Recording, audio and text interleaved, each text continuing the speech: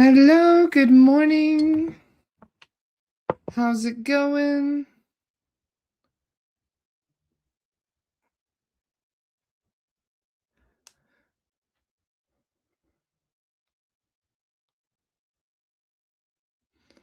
I'm dealing with some technical difficulties.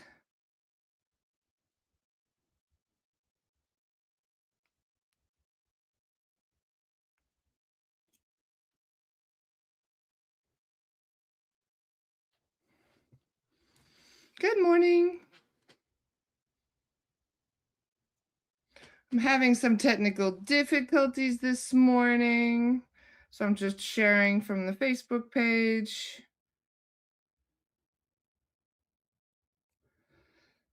How is everybody? Copy link. Dealing with some technical issues this morning.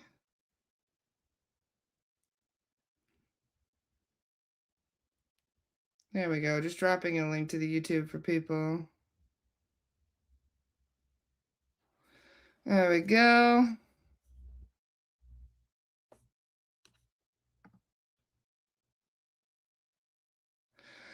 Failed to post to Facebook. For security reasons, your account has limited access to the site for a few days. So Facebook is not working at the moment. Jordan says, so you cannot go live on your Facebook page anymore. I didn't say anything about anymore. I would hope not anymore. That's kind of a permanent way of saying that for a glitch for today. So no, I don't think it's anymore. I think that Facebook is being glitchy, and who knows how long it's going to last, for a few days. Mercury retrograde, right? This is what we deal with every Mercury retrograde. There's some kind of breakdown in communication, or some kind of glitch, or some kind of malfunction, or some kind of World War III. You never know what's going to happen.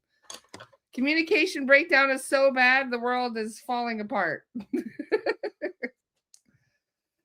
Can we post in your discussion group so people can find us? You can post wherever you would like, Ariana. We're having some glitches in the matrix. Elizabeth says, I sent you some protective light the other night. I am in the UK and you guys are in USA. I wonder if we can do this to help those who are sleeping while others are awake. That's a really nice thought, Elizabeth. I don't see why not. We can do whatever we want. If we want to set the intention for positive things, we can do that. So yes, Mercury retrograde is doing its thing as normal. So this is why I'm glad I also have my YouTube channel, so we can still communicate and hang out, even if Facebook wants to be ridiculous. So what happened is I got in trouble for sharing a meme. Somebody had an AI generated meme that they apparently copyrighted. I didn't know that you could even copyright AI images. I just found a meme and it made me laugh. I found it in the group and I thought, oh, I'm going to post that like I always do. And for the first time in probably 14 years that I've been publishing on Facebook, I got hit with a with a copyright claim on a meme. And it was AI generated of all things. I didn't even, like I said, I didn't know you could even copyright an AI image, but apparently you can. Or at least Facebook apparently honored it. So I've been restricted on Facebook for 3 days over a meme. I'm hoping it's going to be over 3 days. It says for a few days. I don't know what that means. A few means 3, so I'm hoping that by Monday things will be working again.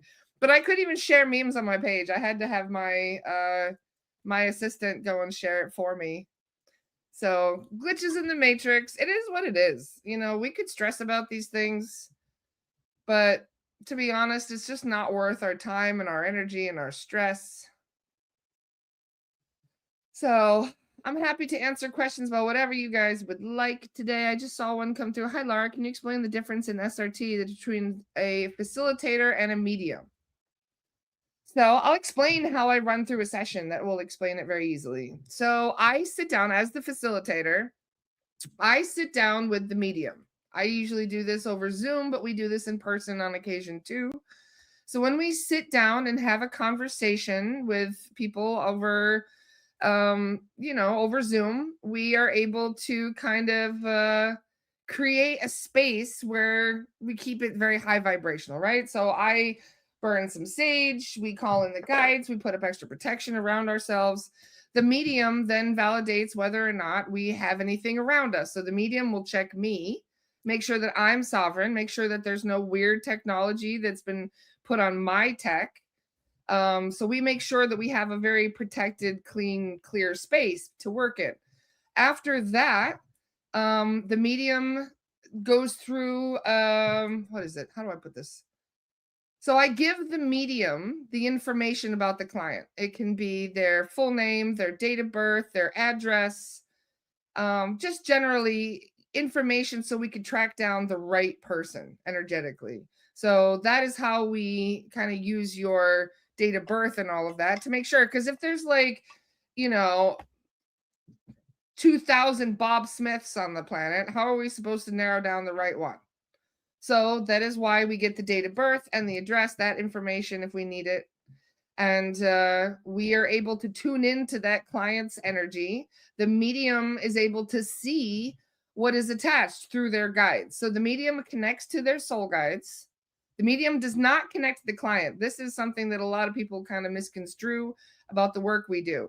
We give that information about the client to the soul guides, and the soul guides are the ones who tune into the client. They can find where the client is, what they have attached, and they're the ones that remove it. So the soul guides do the clearing itself. So I, as the facilitator, my job is to protect the medium.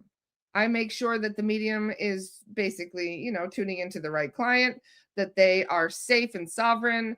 I make sure that, the full protocol is done, because we have like a 30-point protocol that we run through. And each one of those questions can take us to more questions, if you think about it, depending on what we find. Like, for example, if I say how many entities are attached, they'll say 2 level 1s, which are elementals. They'll say something like, I don't know, demonic or 2, which is level 2s. And then level 3s are what we consider to be galactics, interdimensional aliens, basically. That can be grays, it could be hybrids, it could be reptilians, etc. So I asked I asked the medium how many level 3s are attached, what kind of level 3s are they, where did they come from, those sort of things. How long have they been attached? And I'm the one that writes the report. The medium, can you imagine if the medium were to be like tuning into the client's energy, turning in, I should say, to the medium. Oh, God, I can't speak today. I haven't had my coffee. So anyway, the medium tunes into the client, sees what shouldn't be there, and I report it. I'm the one that makes sure that everything goes through the protocol properly, make sure that nothing gets missed, make sure that everything gets written down. Because could you imagine how complicated it would be for the medium to be tuning into their soul guides, then have to switch back to the computer, write what they just heard from their guides? It would get kind of confusing. So we're there to protect the medium, to keep an eye on what the medium is doing, to make sure that everything is followed properly, and to fill out the report. And the facilitator is also the one who talks to the client. We're the one who answers the questions. We go through all the aftercare stuff with them. We're the ones that kind of help the client to stay sovereign afterward. So I hope that answers the question. Like I said, I'm still waking up here. I have not slept well for the last 4 nights in a row. I don't know about you guys, but this energy has been kind of hectic. So I've been falling asleep at like 1 o'clock in the morning and waking up at 6 almost every day. And this is why, because I'm thinking it's like this chaos energy, this chaos moon energy, the eclipse energy. I don't know what it is. So I don't know about you guys, but I have not been sleeping the way that I normally do.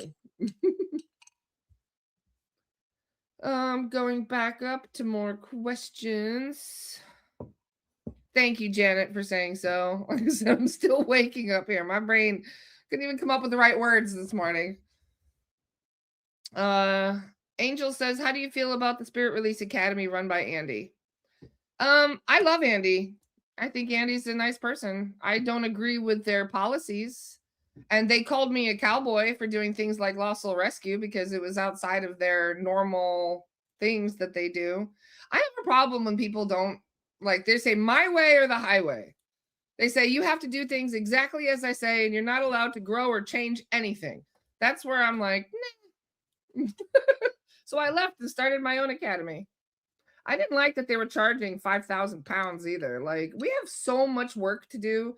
This whole planet needs a clearing. Could you imagine how few practitioners there would be if we charged that much money to train all these people?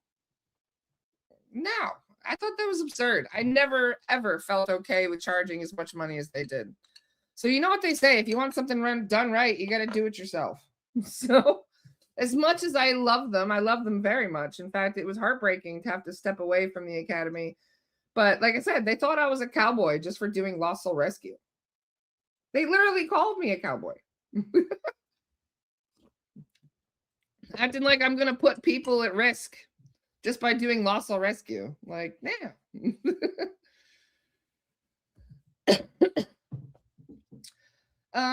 Just going through the questions again.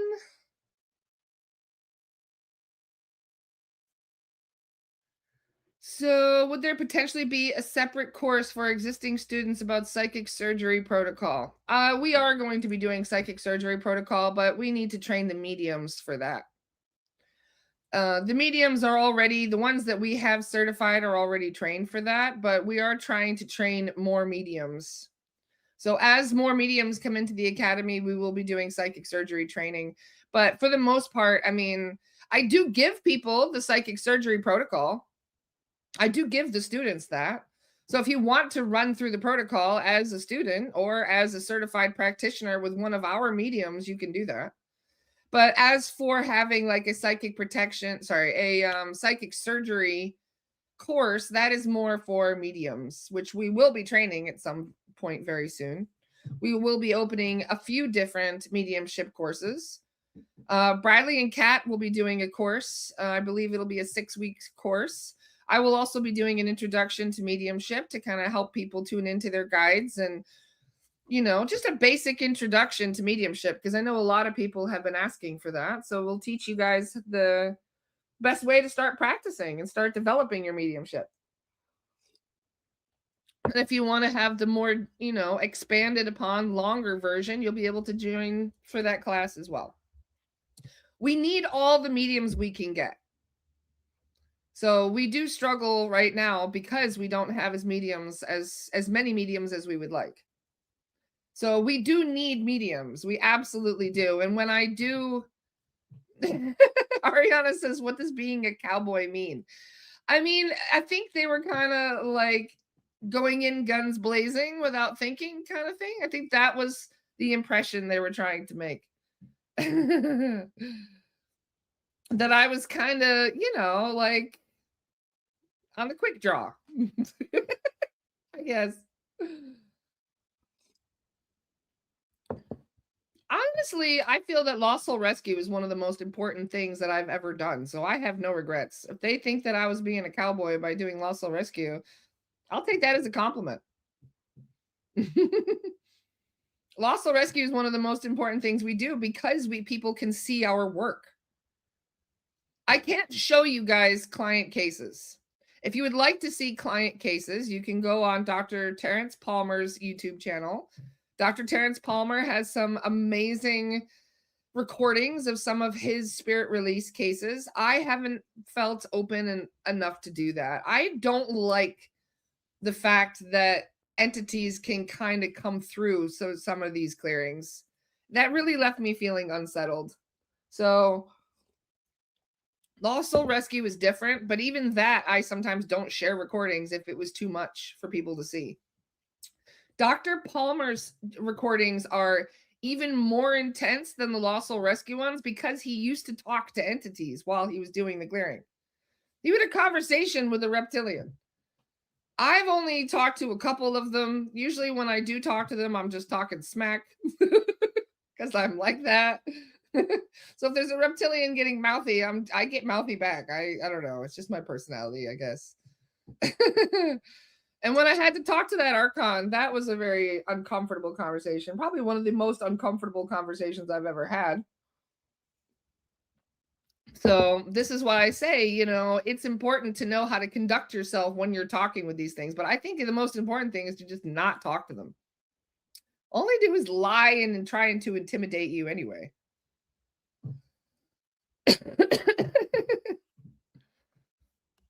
I don't want to miss questions here, so I'm just kind of going back up here a little bit. Not all elementals are negative, are they? I don't feel that they are. No, we leave the nice ones alone. We don't mess with the nice ones.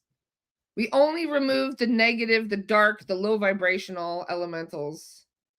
There are so many. We're talking thousands of different kinds of elementals. We found a leprechaun in somebody's what do you call it, in their garden the other day. Because the guides will do a quick sweep, right? And yes, this was in Ireland, so I kind of laughed. I was like, well, at least it was a happy leprechaun rather than the one we found in Australia. That leprechaun was pissed. That was not a happy leprechaun. The one we found in Australia, I think he got stuck. He went on the road on the wrong boat and ended up in Australia and was not happy about it. So no, there are plenty of elementals that are nice, and we don't remove those. The one that nearly broke my toe was considered a nice one too, though, just to put it into perspective. So I think there's a blurry line between which ones are nice and which ones are not nice. And the ones that are not nice can still be nice, I'm sure, just like there's ones that can be really nice and then end up not nice. In D&D, we call this chaotic neutral. Pretty sure most elementals are chaotic neutral. So yes, this is why we kind of differentiate between the two, between the high vibrational elementals and the not so high vibrational ones.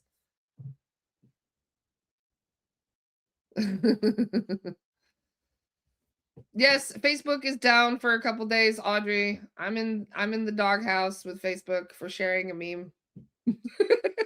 So, to quick summarize for those of you who went looking for me, because we still have 131 people hanging out with us on YouTube. That's nice. Thanks for finding me wherever I'm hiding. So yes, I'm in the doghouse with Facebook today because I shared an AI meme that was copyrighted by somebody. I didn't even know you could copyright AI, but apparently this person could. So the funny thing is, if this person had just messaged me and said, hey, do you mind sharing some of my posts to, you know, because I didn't want people to share my stuff. That's all you have to say. And I would have happily shared some stuff for them to appease that person. But no, they were very unhappy about me taking their meme and sharing it. Even though I found their meme in a group. I didn't even find it on the original page. I found it somewhere else. So I took it from somebody else who took it. And then I got in trouble for taking it, even though I wasn't the original person who took it. You know what memes are like? I see memes of my own that I made 10 years ago still floating around on Facebook. I would never report somebody for using one of my original memes, but that's just me. I've been doing this work for 14 years. I've never had somebody get this upset over a meme, especially an AI one as well. So nope, I'm grounded. Facebook did not tell me how long I'm grounded for. They just said, what was it? Hold on, let me see. I'll try it again. For security reasons, your account has been limited to access to the site for a few days. If you have any questions, please contact our help center, which you can't do. I spent an hour and a half trying to contact the help center, which they claimed we could. And nope, no go. So you just laugh these things off, right? I could get angry and upset and I could go reporting all their shit. I don't care. It's whatever. People like taking whatever power they can get, even if they have to be ridiculous with it. So that's why, yes, I'll be on YouTube today and maybe even on Monday as well. It depends.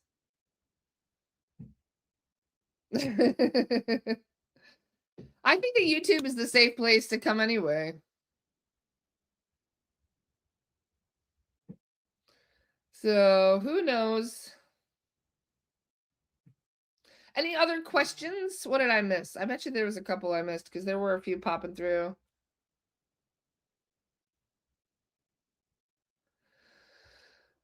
I had some experiences in the dream state last night that I had specifically asked my soul guides to prevent me from having. I talk to them every night and morning, so I'm confused as to why that happens. It's happened to me before too, where I'm like, you know what? I am not going out of body tonight. I'm going to stay in my body. I'm going to have a well-rested sleep. I will not be doing any beastie chasing. I will not be surfing around in the astral. I am staying in my body and I am getting into no nonsense whatsoever. I straight up told them that. And what happened? I had a freaking weird ass dream that I was running around in a manor, chasing beasties everywhere. My first thought when I woke up was, what the hell? I specifically said I didn't want to do that. So you know what's funny? As we talk about the law of attraction, right? You remember how I'm always talking about the law of attraction? I'm always using pasta as a good explanation for this, where you say, I don't want pasta for dinner. You say, I do not. I refuse to have pasta. You hear me, universe? I do not want pasta for dinner. And then what happens? You end up with pasta. The universe says, well, you were talking about it. You're the one that mentioned pasta. Now you get the pasta. That's kind of how that's how the universe thinks. So by focusing on what you don't want, that is how you attract what you don't want. So you have to change your lingo.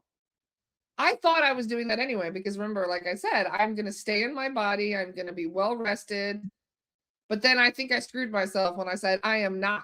When you say I am not going to go out of body. I am not going to chase beasties. They just heard chase beasties. What? Okay. So this is a little lesson in embracing the law of attraction wisely, because unfortunately you can also manifest things you don't want by talking about the things that you don't want. So if you say, I don't want this particular experience, they say, okay, well, here's that particular experience. You were just talking about it. There it is. So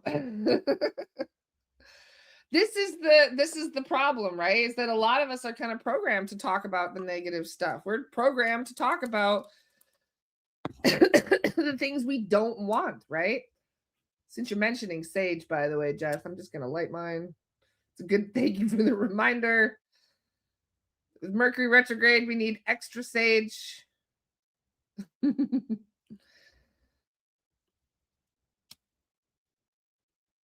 Just reading through. Express things in positive, not in negative. Exactly. It's hard to do that, though. I get it. I've been in the same boat many times where I'm constantly manifesting things I didn't want by saying, I don't want that. No, I don't want it. And then sure enough, the universe is like, here you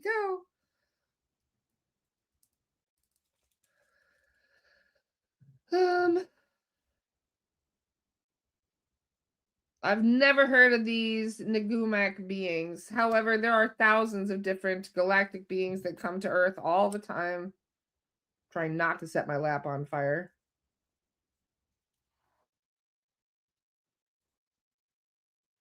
Which I probably just did.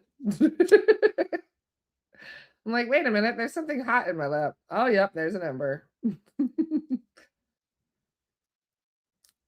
See? Spicy.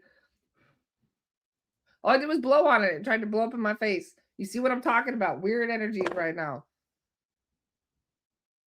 Okay, smudging extra. There's a lot of galactics that I am not aware of yet. We come across new ones all the time, though. And whenever I ask the guides, who are they? They're just like, nobody ever, you don't know them. There's a lot of different beings that exist. And we're talking thousands. And there are thousands of them that come here.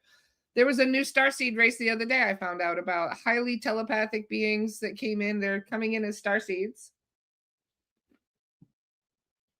So, and I ask, is there any races I've heard of before? Nope. There's tons of different races that come here. That is one race I've never heard of, though. But if you want, I can ask Zach if he knows about them. Zach will be on the podcast Tuesday. On Monday, I plan on having a discussion about our history a little bit. about how I met Adriana and Zach and all of those guys. So on Monday, that will be a bit of a backstory, so that way people who are hanging out with us on Tuesday will understand who Zach and Adriana are. Another reason why I had Bradley on the podcast yesterday, so we could go into that a little bit. Mallory says, you've mentioned Megatron in a few of your videos. Who is that? I wasn't talking about Megatron. Megatron is a baddie in the Transformers movies, which I'm pretty sure they did that on purpose, because you know what they're like. They put all kinds of weird messages and things in movies and try and confuse people. So it's Metatron that I'm talking about. Ever seen the movie Dogma? Right? A lot of people learn about Metatron through Dogma. Metatron in the movie Dogma was the voice of God. And it was, I mean, Dogma's a great movie to talk about these things. I just absolutely I just love talking about this stuff regardless. So in the movie Dogma, they talk about how Metatron is the voice of God. Alan Rickman plays him. He's a phenomenal actor. But the voice of God isn't really what people think it is. It's not, it is an angelic form, but it is a higher, how do I put it? So there's a hierarchy, right? As you go up, you have levels. Metatron is kind of like one of the highest choirs of angels. In fact, he doesn't really deal with small time stuff. He helps planetary issues. He's kind of like the CEO. Yes, exactly. He's the CEO type at the very top. So that's why they call him the voice of God. But I mean, we're all God, technically. So I don't do clearings with Metatron. He's a friend that comes in because of the history that I have with Adriana and who Adriana is. People don't really understand this. Adriana is probably one of the most advanced souls I've ever met or probably ever will meet. And the reason I say that is because of how souls develop, how souls expand over time, their consciousness, their abilities, their knowledge and experience. So as we've explained many times before, soul evolution starts from a very small, like a spark of consciousness. And that spark of consciousness goes on an evolutionary journey. You might start out as a single-celled organism, or I don't know, like the cell of a leaf of a tree. And as you experience being a cell, and then you experience being the leaf, then you might be the tree itself. Although I'm pretty sure trees are more advanced than that. Trees are pretty far advanced. Their consciousness is immense. Especially some of the older trees like redwoods and things. Like you have no idea how advanced some trees can be. I mean, I know how that sounds. But anyway, as you're working your way up through more and more complex bodies, you might be, I don't know, the squirrel in the tree. Then you might be the cat that eats the squirrel. Then you might be, like you just start getting bigger and bigger and stronger and in more and more complex bodies. So humans are kind of like we are not at the top of the food chain. We'll just put it that way. There's even beings that exist on this planet that you have to master being a human before you can even be them, such as dolphins and whales. Those are very advanced galactic races that have also been stuck here in quarantine along with us. So there's a lot of higher consciousness beings that exist, and that's how they became a higher consciousness being. They work their way up through more and more complex bodies, developing their consciousness, expanding their abilities, and just learning how to be bigger and bigger and bigger, right? So your higher self is doing the same thing. Your higher self is trying to have experiences so it can gain and knowledge and learn how to do certain things. And as you evolve your consciousness, you can take more and more impressive bodies. So there are certain evolutionary branches that most people tend to gravitate towards. Like if you're an earth seed, for example, if you're an earth seed, that means that you are a soul that has spent most of your experience on earth. That is where you gained most of your experience, was being here, right? So you were elementals, and you were some of the nice ones, some of the naughty ones, and everything in between. You also get experience as animals. You can be even human as you go up that evolutionary path, right? That's what many of you have been in other lifetimes, especially you earth seeds. You've all been elementals before, and animals, and all of these. Sometimes you've even been galactic races. You've been other ETs and other bipedal humanoids, and then you come to earth and you decide, well, I guess I'd like to have some earth experience. So you incarnate over and over and over again as a human.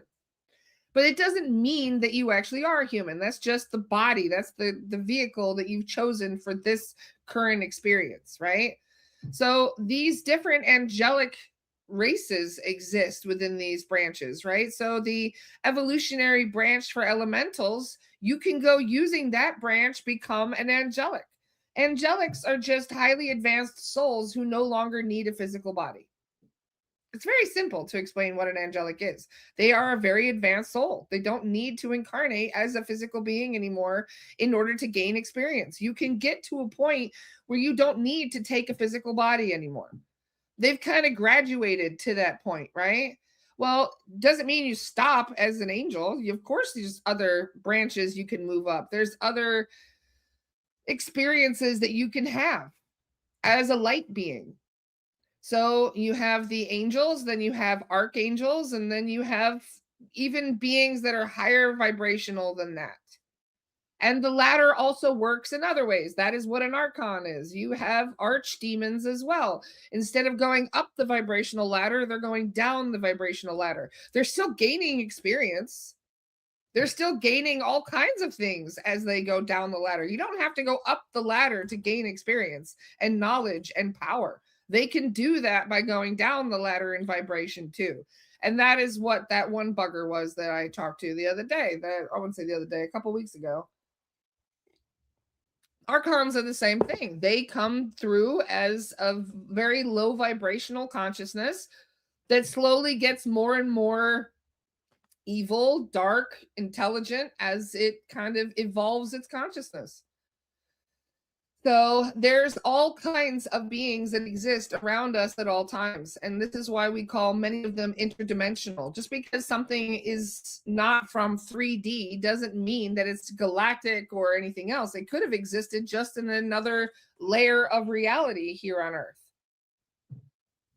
So you get the individuals that are, now to tell the difference with these angelics, the ones that end their name in EL, you have Raphael, Michael, Ariel. I mean, there's just so many of them, right?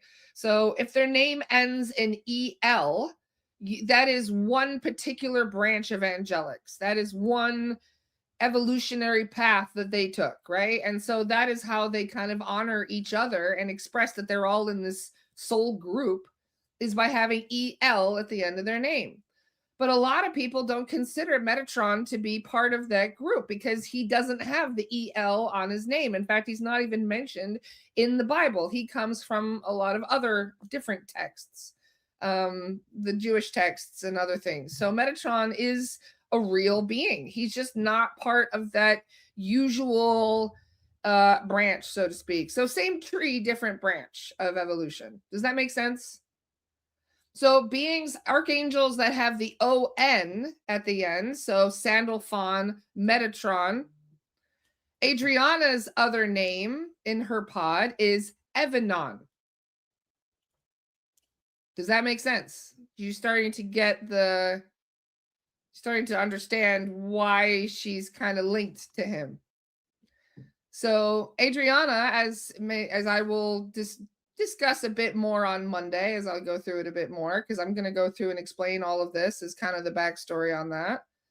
So Adriana and I are very old friends, but because I got stuck here on Earth, I've missed out on 13,000 years of soul evolution. I mean, yes, my soul, I mean, I've been having experiences. I've been learning things as a human. But when you learn things as a human, you tend to kind of have a much slower soul evolution. I think it's because we keep recycling things so much and because we have this amnesia every time we incarnate again, we forget where we left off. So that's the purpose of soul guys, to help you kind of take off where you left off. But because of free will, you can go wildly off your path and have no idea what your chosen plan was in the first place. So this is what creates a lot of confusion and problems with people with reincarnating. Instead of Adriana doing this, because she survived the battle in Tiamat and she went home to her planet, original planet, her soul evolution continued.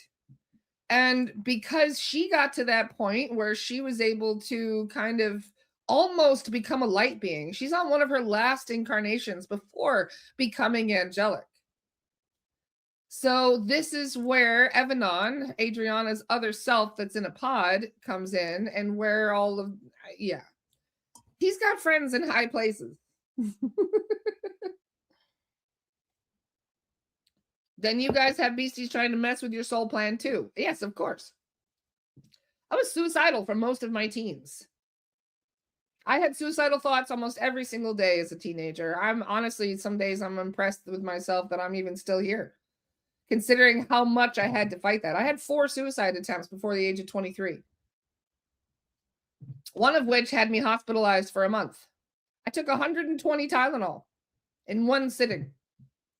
And the next day I woke up and I had liver failure. My skin, my eyes, everything was turning yellow. I nearly died. I was not in my right mind doing that. I was 15. All of these things that happened to us, they knew my future. They knew what my plan was, and they thought they could ruin it by convincing me to harm myself. This is why I say, you know, when it comes to entities and the amount of pain and suffering they create, you know, if they could take us out, they would. So what happens is they try to convince us to self-harm.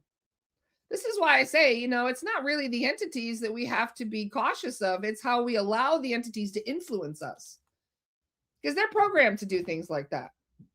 That's just their job. That's what they do. Obviously, they care about protecting their food. They care about protecting their interests. They care about not being sent to source. So they're going to fight dirty. And that's what they do.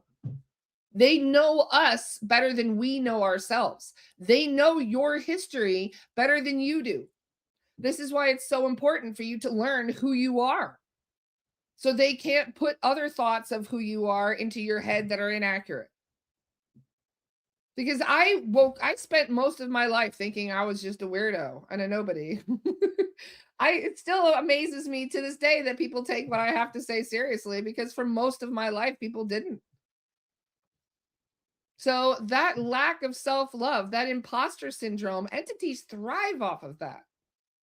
And they will continue to trigger witch wounds and other trauma and create drama in your life and all sorts of stuff to try and distract you from being able to recognize who you actually are, to distract you from learning who you are and what you've been through. Sarah says you're still a weirdo, but a nice one. I wear my weirdo badge proudly. I really do. Normal people don't talk about reptilians. Normal people don't talk about higher consciousness and all of the things that I talk about. So, like I said, I'm proud of it at this point. But do you have any idea how long it took me to become proud of it? Like 25 years. Imagine telling everyone the truth and no one believes you. Exactly, DJ. This is what happens on a daily basis. So that is why I'm so open about these things. Because what else are people going to do? If you wake up from, you know, a horrible nightmare and you feel like something is sitting on your chest and you can't move and you can feel something in the room with you and you just feel like, I know I'm under attack. Like I can feel it in my bones that there's something evil in the room with me. And then you go on the internet and they say, oh no, you're just dealing with blah, blah, blah. It's all in your head. Go take a pill. Like, this is the kind of gaslighting that people deal with on a daily basis. Like, they can literally feel it. They can feel what they're going through. And yet somebody, I don't know, with some kind of piece of paper that they got from a college is going to tell you that you're wrong about your own experience. Something that you saw with your own eyes. They're going to tell you, nah, you made that up. That shit pisses me off. So this is one of the reasons why I am so open. I don't care. They'll have to lock me up to shut me up. And even then, I'll just talk to my soul guides in there. You can't shut me up.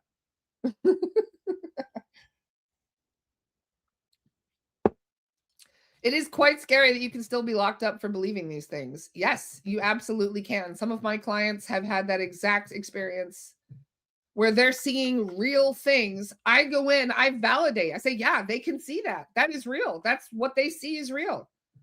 I had a client the other day that came to us because they had a massive headache. They went to the doctor, couldn't figure out what was going on. The doctors just said, oh, take this pill. You know, you're dealing with migraines. Right? So the client finds me, books an emergency clearing. What do I find? I find a vice on his head. A vice.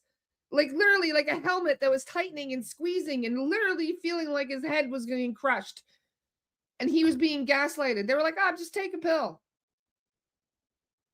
Oh, it really bothers me. Yeah, we find astral helmets. We find implants. We find all kinds of stuff. And that causes pain. And then people go to the doctor and the doctor says, I don't know, we can't find anything. Sorry. And then we get gaslighted. Happens so often with people that have headaches, that have chest palpitations, that have heart palpitations. I have several friends who still to this day go to the doctor first before they contact me. I have a couple people that I love dearly that I'm like, if you need anything, just message me. I'll just clear you real quick, right? Because they're constantly getting harassed. And what do? They go to the doctor first. They have certain pain that pops up. And I'm like, next time you have pain that doesn't have an explanation, if you didn't bump your head, if you're well hydrated, if you're eating healthy, you should not be dealing with pain. Pain always has an explanation. It always has a root cause. And if you're dealing with what we call phantom pain, it's probably an astral cause. Astral stuff affects us just as much as physical stuff. If you have a vice on your head in the astral that's squeezing your head, you're going to feel it. It's going to literally feel like something is crushing your head. And I mean, this is why I believe in myself so much and why I believe in my team, because if they take that shit off, the pain stops. It goes away. And the client's like, oh my God, I feel so much better. The pain is gone. And I'm like, yeah, because there really was something on your head. And yet we get called the crazy person. It's the results that speak for themselves. When somebody has been dealing with constant pain, we go in and remove the implants and then the pain goes away. That is not a coincidence. So it is one of those things where I don't really care if people don't believe me. I really don't. I am 1000% convinced in myself, and that is the only thing that matters. I know I'm not crazy. It's the rest of the world that is. So it's fine. I'll just keep, I'm cleaning up my little corner of the space.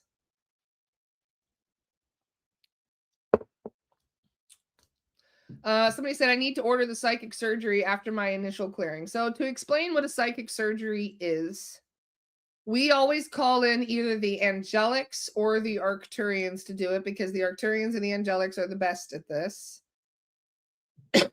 Even the Salacians are like, they're amazing at everything, and they're still calling the arcturians. They're like, can you come in and do this? You're better at this. So the arcturians can come in. And keep in mind, all right, so just explain a few things about the psychic surgery.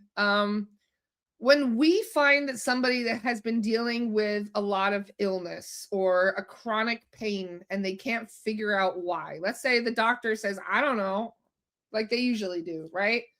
So we can go in and have the guides take a closer look at the problem. They can kind of tell whether or not something is a mechanical issue. Like, let's say, you've got some injuries to your physical body, and those injuries ended up, because we're like planned obsolescence, right? These things are designed to fall apart. Our bodies are literally designed to fall apart at around age 80, maybe even younger, depending on how well you take care of your body, right? So that's what's going to happen. You're going to start having mechanical issues in the body. And if the guides find a mechanical issue, there isn't much they can do about it. They can suggest some advice. They can give you a bit of like insight as to what caused it, what's making it worse, how to actually start working on healing it, for example. They can tell you whether or not you're going to need surgery to repair something like a damaged hip. They can get an idea as to what's going on. They can also find deeply rooted blockages. They can find deeply rooted implants. They can find deeply rooted parasites.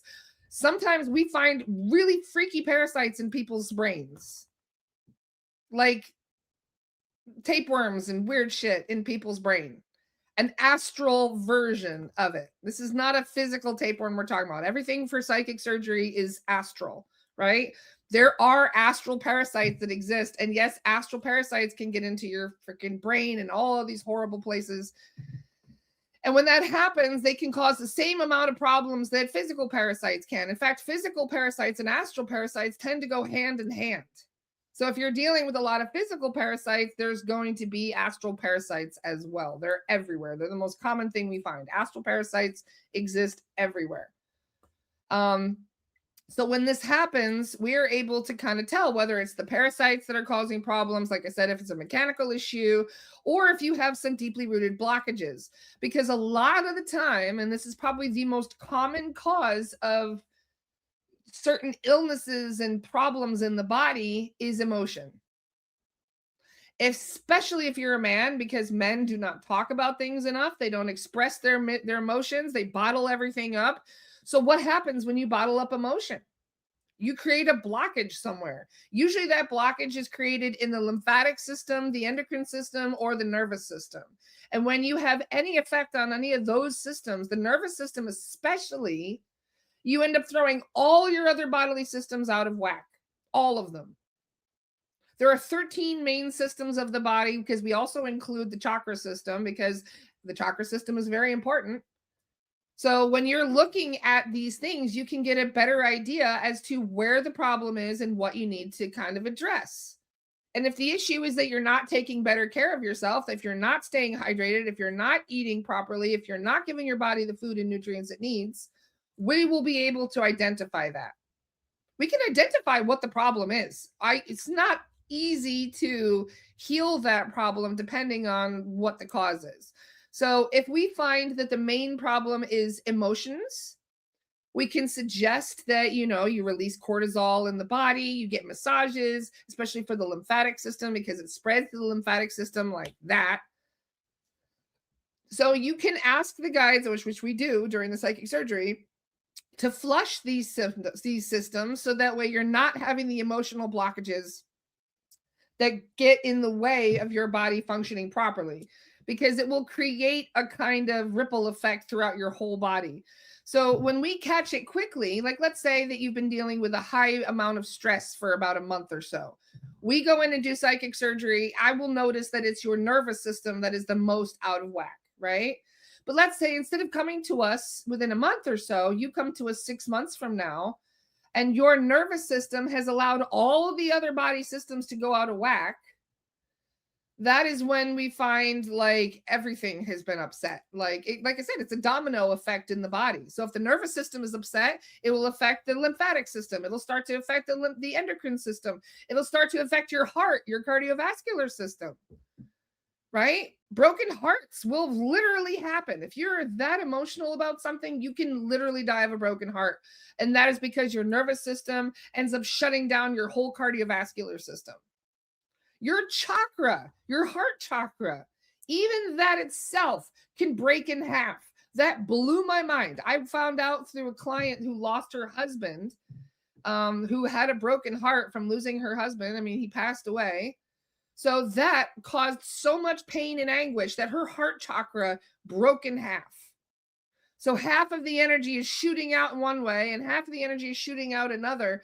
And that client came to us with absolute like chest pain, like she didn't understand where the pain was coming from. It felt like something was like literally punching her in the chest. And what do we find? We find out that the broken chakra is causing misfirings. And not only that, the pain and all of that was attracting entities who were exploiting her trauma. So anyway, when we go through a psychic surgery, that is what we do. We check every single one of the 13 body systems to see what the integrity of that person's system is. Like, let's say that it's only functioning at 70% integrity or 50% integrity. We put that in the report so we can identify which areas of the body are the most affected right now. And as we go through that, we can see how far those ripple effects have occurred to affect other areas of the body. And then we can kind of give people an idea as to what they need to do in order to heal and release that. Somebody says, how far out are you on psychic surgery? I do my clearings first come, first serve. So the people who have been waiting the longest, except for people who book emergency bookings, they go next. So if you're booked right now, I believe it's 2 weeks. I think we're 2 weeks booked out. Part of the reason why sometimes you guys have to wait a little bit longer is that not all of our mediums do psychic surgeries, and not all of our mediums can do Akashic Records readings. So if you book a full detailed, for example, that can take longer because I have to wait for a specific medium to be available. So Adriana and Brett and Carolyn are the ones that can do that. Bradley can kind of do an Akashic Records reading, but he doesn't really want to. So he's still working up his confidence in that regard. So most of the time when you book a full detailed, I'll either have Adriana or Brett do it for that reason, because they can go directly into the Akashic Records. Carolyn does too, and there's quite a few other mediums that does. Kat also does for like past life stuff. But one of the reasons why they don't really like doing it is because of something that happened just the other day. I had a client that booked a full detailed and they did not resonate with the replies. They thought that the reply was too generic. They were like, this wasn't detailed enough. So I look into it and I find out that, it's just what the guides have said. Once we review the recording, if the guides don't feel like giving a detailed answer, they're not going to. If they just feel, she doesn't need to know this, or it's not that important, or if they just feel like that's all I need to say on the matter, right? That is because that is what your guide said. So we're not going to put extra information in there. If you have a guide that's kind of like tight-lipped and is like, no, I'm not saying nothing, that's going into the report. Sorry. And some people are not happy about that. And that's not our fault. Take it up with your soul guide. If you don't like your answer, we get it from your guide. So if you don't like the answer, that's on your guide, not on us. We just tell you what they told us. So this is why we're a bit fussy with who does what right now, because it's very hard to appease people. It's really hard to give people what they want if their guides aren't really okay with that. If the guides are like, no, she doesn't need to know that. I'm like, are you sure? They're like, no, don't tell her that. And I'm like, why not? And they're like, she's not ready. You're going to put her into an existential crisis. And I'm like, okay, fine. We don't want that. So what I'm allowed to tell you is based on what your guides tell me to tell you. Somebody said, can you go over some of the question options again? Yes, sure. So when you book a full detailed with me, we have 3 set questions. And the reason for that is because most people don't really know the best questions to ask. Most people are just kind of like, I don't know, what do I say? So I set 3 questions. The first question for a full detail, which I will actually read it straight from here, is what is the origin of the client's vulnerability and how can this be repaired? That's the first question I ask. What is the origin of the client's vulnerability? Meaning, how did they pick up their beasties? And how can we repair that vulnerability? The second question I ask is, what is the client's purpose for experiencing this current particular lifetime?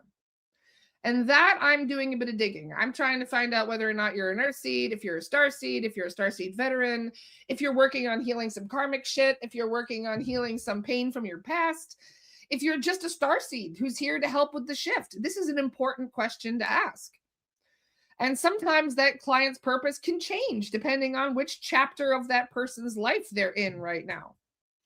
And it can also change based on different guides and whether or not that guide gives you certain information. Some guides are more forthcoming with information than others are. The third question we ask for the full detailed is, what aftercare advice can the client's own soul guides give for continued health, spiritual well-being, and getting the clients back on track in life? So that is kind of a generic question to be like, so what do the guides recommend in order for the client to stay happy, high vibrational, and on their highest timeline, basically? So those are the 3 set questions. After that, you may ask 3 additional questions of your own choosing. And as I've expressed in the actual submission form, it is up to the guide's discretion as to how and when or if they even answer the question. If you pick a bad question, that is not my fault. If one of your questions, which this is one of the client's questions the other day, is this person my soulmate? Is this person my twin flame? Zach will always answer the question the same way. Zach is absolutely adamant there is no such thing as a twin flame. If you want to get into the concept of twin flames, everybody is your twin flame. Everybody. If you really wanted to get into the concept of a twin flame and what a twin flame would actually be if the concept was real, everybody is your twin flame. Do you understand why I would say that? Do you understand why the guides? Can you guess as to why the guides would say that? As to why everybody who exists is your twin flame, not one particular individual. Ariana nailed it. Of course she did, Ari. You pay attention. Exactly. We are all source. We are all source. We're all God. We're all technically one consciousness that's been disassociated through billions of different varieties of ourselves, but we're all one. So because we are all one, twin flames cannot exist, or everybody is your twin flame. There cannot be one or the other. So if you ask, is this person my twin flame? No. Automatically not going to happen. The guides will never tell you that's your twin flame because that concept doesn't exist. Every single twin flame relationship, every single one, I have not found one that was not, is a karmic relationship. All of them, every single one. People are like, why is it like this? Why do I feel like a yo-yo? And it's like, well, because it's karmic shit. Because you can be somebody's yo-yo if you really want to be. And unfortunately, karmic relationships are very emotional. They're very, and as I've had arguments with this before. Like, I get pissed about karmic relationships. It actually really bothers me that you can fall in love with somebody who had you burned at the stake. The last time you saw that person, they were gloating and grinning over the fact that you're suffering. And then you meet that person in a new body, in a new lifetime, and then you fall in love with that person? That bothers me a little bit, I must say. Like, sometimes I'm like even saying to the higher self, what the hell? Like, what? My first initial thought should be, oh my God, get away. Should be like, ew, no, not that person again, and run away, right? That would be my original, that's how I would want to react to somebody that had me burned at the stake. But no, people end up seeing this person, falling in love with this person, having another marriage with this person, only for this person to break their heart, have them incarcerated again, and all kinds of shit. The same pattern will repeat itself. And it just blows my mind that this can happen. It still bothers me to this day. This is one of the things that if I were able to speak to the manager, I would be like, what the hell? I'm sure that, you know, us being human, we have such a limited perspective on these things, and we wonder why we are the way we are and why we have the relationships we have. And I'm sure in Source's divine eternal logic, there's going to be some kind of a justifiable reason as to why we feel what we feel, even with a karmic relationship. It doesn't make sense to me right now. My human brain is still trying to wrap around that concept. So yeah, a lot of this is just so you can repeat the pattern. You're drawn to that person so you can get screwed over again. So they can repeat the same shit to see whether or not they're going to change or whether or not you're going to change.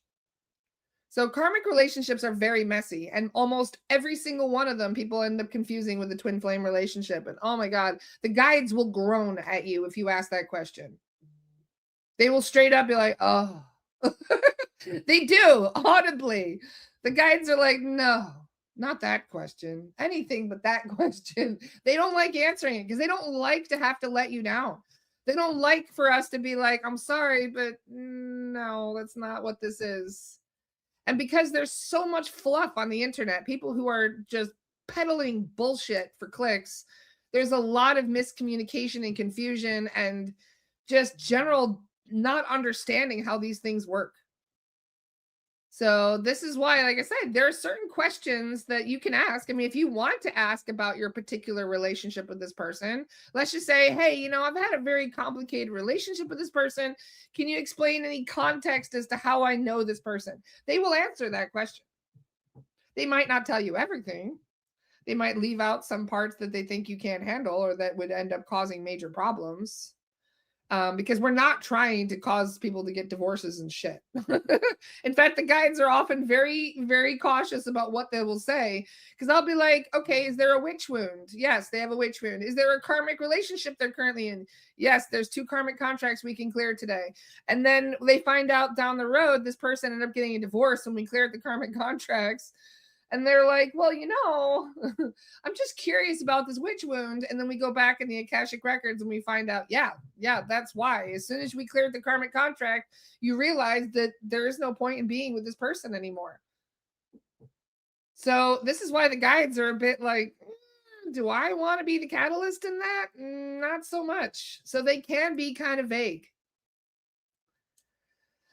Somebody says, do you recommend the psychic surgery after a clearing? Psychic surgery is for pinpointing the areas that you are most vulnerable with your physical health. That's what a purpose of a psychic surgery is. It's for us to, yes, we do send healing and we remove a bunch of shit that shouldn't be there on an even deeper level than we do with a normal clearing. But it's more for people that are dealing with physical health problems and want to narrow down the cause of those health problems. So we will tell you if it's a mechanical issue, if your body is just not functioning properly because it's broken, which does happens a lot, or whether or not it's an implant, or it could be a past life resonance. It could be a past life trigger. I mean, you literally could have been stabbed in the back in a past life, and now you have back pain that won't go away. And then we go in and find out that that triggered resonance is still there, where you were stabbed in the back. So you can feel the pain of that other version of you that is happening in an alternate reality. I know how that sounds. It happens literally on a daily basis to millions of people. It happens to me when I get sick too. The last time I was really sick with this flu where I ended up having pneumonia, I checked to see if I had a triggered resonance, and one of my black plague resonances was triggered. I was like, are you freaking kidding me? Is this why I feel like I'm going to die? I literally said that to the guides. I was like, I literally feel like death right now. Is that why I feel like I'm going to die? And they were like, yeah, actually it is. I was like, okay, can we please clear that? No, I don't want to have that feeling like I'm going to die. But I was just writhing in agony going, oh my God, why do I feel so bad? Is it just because I'm sick? Well, no, it was not just because I'm sick. It was because I was basically channeling pain from another version of myself. So yes, clearing those things really does help you with your healing aspect. It depends on whether or not that was the main trigger or whether or not what's going on with you triggered it. Because it can happen. It's like putting the cart before the horse. I mean, it's hard to tell sometimes which happens. Sometimes a past life resonance can even trigger an injury. So like, let's say that you were in an earthquake somewhere, and then one day you're just carrying 2 jars of jam. And then all of a sudden you fall down and smash your ankle and the jam into your hand like I did. And then I go back and find out, no, I had an earthquake. I died in an earthquake. And that was the resonance that was triggered. So apparently my injury to my hand where I have a scar of an S now on my hand because I've got mango jam in my blood now. It's in my mangoes are in my DNA now because of it. And I asked why it happened, and they said, oh, you had a triggered resonance when you died in an earthquake. And I'm like, and that's why my feet stopped working? Yeah, I tripped over my own feet. I was like, I never do that. That's why. So isn't it funny how we can have these other versions of ourselves end up having, like, we're literally channeling pain from another version of ourselves.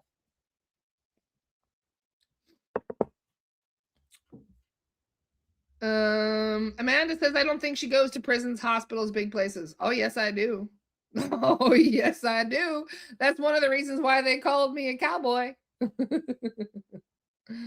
Yes, absolutely, I do. I love clearing those. In fact, I usually ask the soul guides how, if somebody sends a clearing, for example, for somebody who's in the hospital, I'm like, so how big is our team today? Any possibility we could clear the hall or the floor or even the entire building?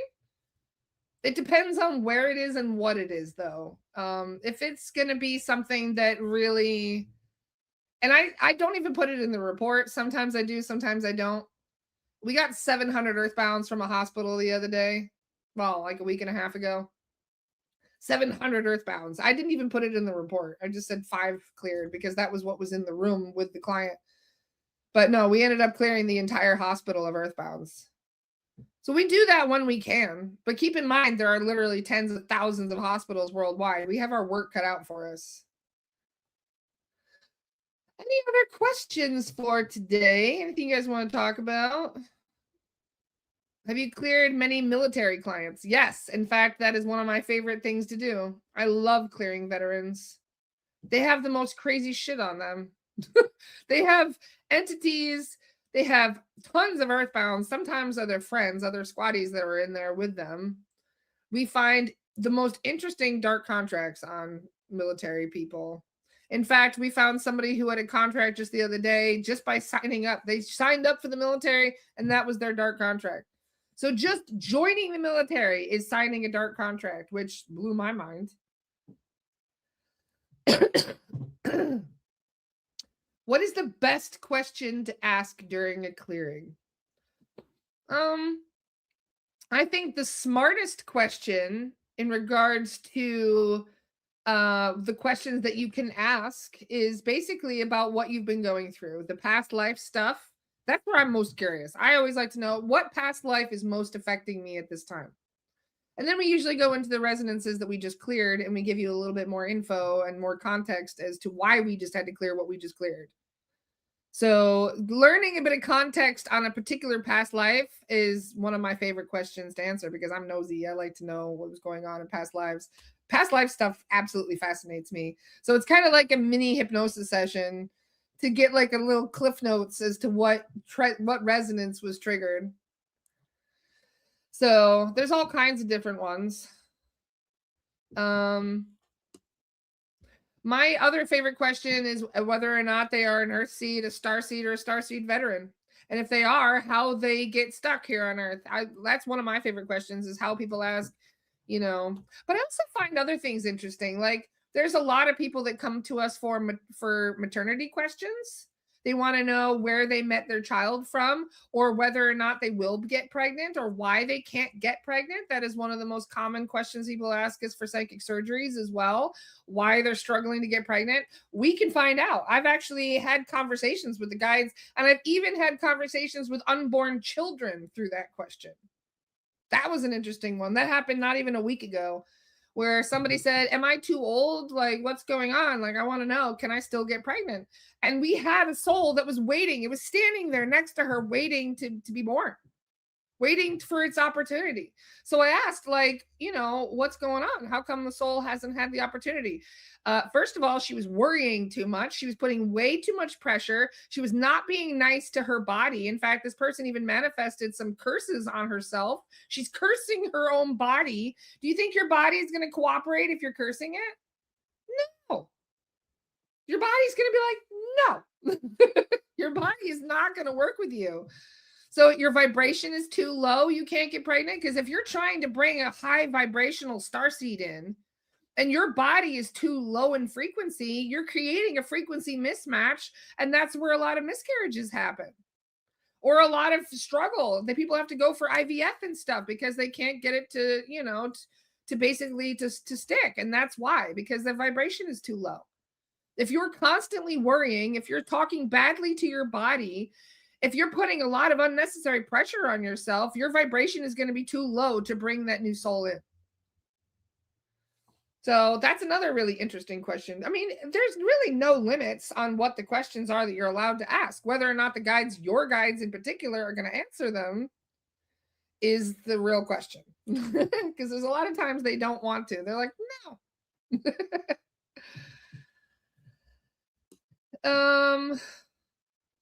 After clearing, does each person have different psychic protection guidance, or is it basically all the same? It entirely depends on the guides. I do have some guides that are like, just generic aftercare will be fine. Just give her some advice on psychic protection. Sometimes they do say that. In fact, they say that quite often. They say she needs to take care of the body better, and she needs to, raise her vibration, and she needs to do psychic protection. That is a pretty generic aftercare advice, but that is the same aftercare that most people need.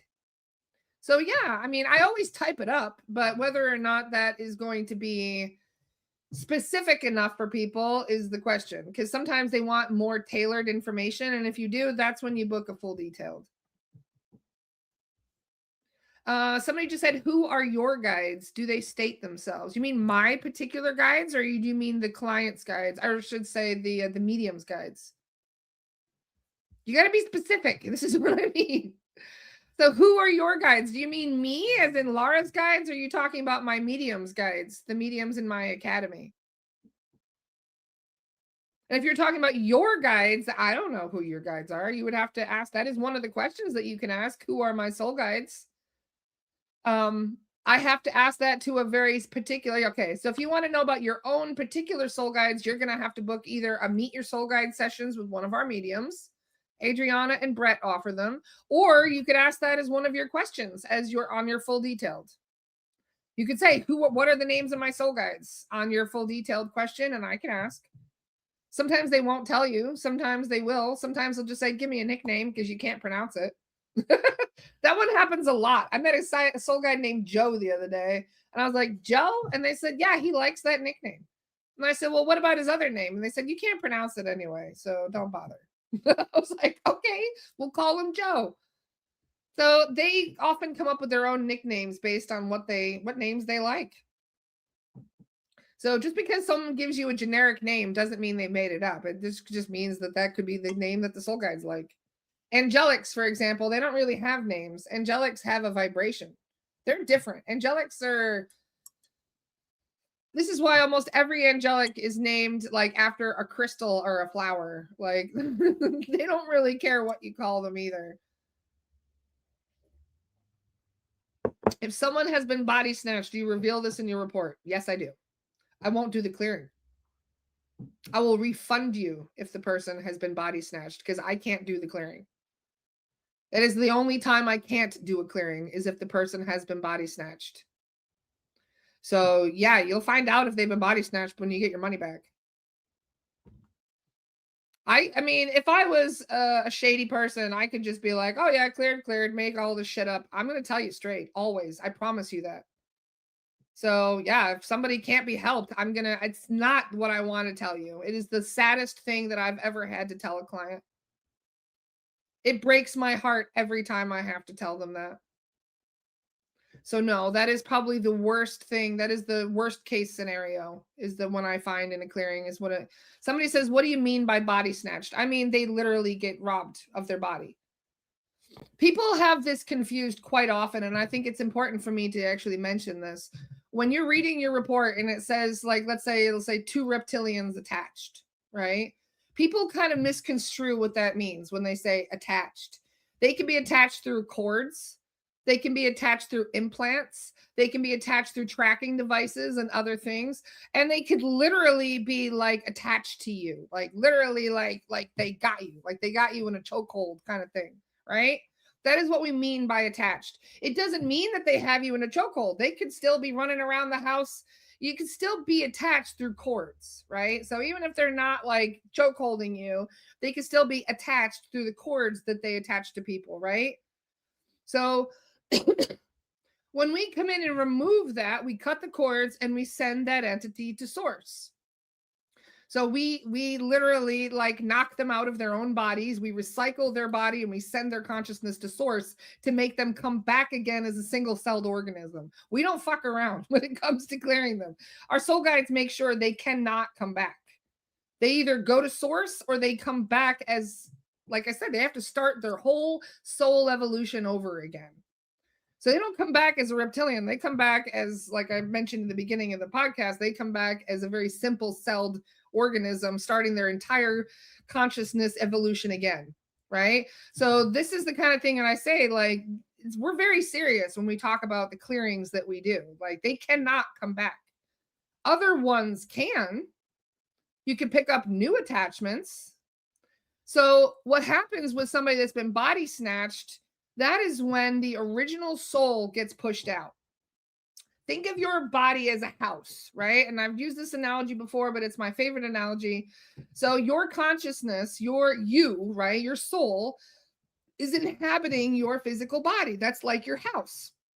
So you're like the owner of the house, right? That house was built and designed for you. That is your house. So you have soul guides. Those soul guides are like your roommates. You welcome them in. In fact, you invited them in before the house was even built. You said, by the way, I'm building a house. Would you like to come and be my roommate? So your soul guides are connected to you and to that vessel. They are connected to it through contracts and agreements that they made. These are positive agreements, soul contracts that you can literally see in the halls of Amenti in the Akashic records if you were to go in there and look at your soul paperwork, right? So these original souls are people that these soul guides are friends of yours that you've known in other incarnations. So what happens when you're dealing with a psychic attack?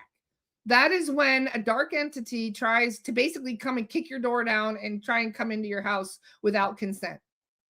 So a psychic attack feels like there's an intruder trying to come in and kick the door down, and they try to take over the house. When you feel that, you feel under threat. You feel like you've got pain. You feel uncomfortable. You feel ungrounded. You just feel weird, like there's something not right, right? An impostor guide is sneakier. So that is a dark entity that instead of coming to your door and trying to kick it down, they can basically invite themselves in. They can knock on the door and be like, hey, I'm your long lost friend you haven't seen in a long time. May I come in? This often happens while you're sleeping. This is why we say we really need to protect the dream state above all else. So as you invite them, they say, yeah, of course, you can come in. So you invite them in without even knowing that you've done it, without even realizing you've consciously made that arrangement or agreement, right? So when that beastie or whatever you want to call it, that dark entity imposter comes in, they pretend to be one of your roommates. They pretend to be one of your friends. And the next thing you know, like a normal bad roommate, they'll start destroying the house. They start giving you bad advice. And the next thing you know, you're like, hey, where did my old roommates go? And your soul guides are gone. Your soulmates have been evicted. Your soul guides have been kicked out of their house. You lose connection with your soul guides. So you're like, where did they go? And you have the imposter, and the imposter says, oh, don't worry about them. I've got more friends. Come on in. And they invite their friends in. So then you end up with multiple imposters, right? And no soul guides. Your soul guides have been evicted. You've got imposters running the show, right? And when you have imposters running the show, they'll gang up on you. They'll lock you in the bedroom or lock you in the bathroom of your own mind. You don't even aware of what's been happening with your physical vessel, especially if you've been drinking. If you've been drinking or doing any form of drugs that kind of mess with your ability to stay sober, that will allow them to take over the house. They can start you channeling, right? So if they shove you in the bathroom of your own mind, you ever see a drunk whose eyes go black? You ever see somebody who goes into a violent rage and all of a sudden their eyes change? They're channeling an entity. The original soul, when that happens, is locked in the bathroom. They can't control what the physical body is doing. They don't even know what's going on with the physical body. The original soul gets basically locked out. So this is when the entities are able to come in and be like, oh, we're controlling the whole show. We're going to bring in more beasties. We're going to bring in more earthbounds to help you, you know what I mean, to kind of keep you ignorant and to make things worse. And eventually things can get so bad, especially with drugs and alcohol, and you constantly channeling these dark entities, they can throw you out of your own house. That is body snatching. So to explain it in a very long, drawn-out way, that is what body snatching is. It can get so bad that the original soul can be evicted. And whatever is inhabiting the body at that time gets to keep it. Somebody asked, where does the body snatched go? Wherever you go as somebody who's just died. If they throw you out of your own body, you're dead. I know how that sounds, but that's exactly what happens. So when we talk about, you know, royalty being reptilian, we talk about people, you know, oh, that person's a lizard. Do you know how they became an earthbound? Or sorry, how they became a lizard? Because they got body snatched. So most of the time, yeah, they end up as an earthbound.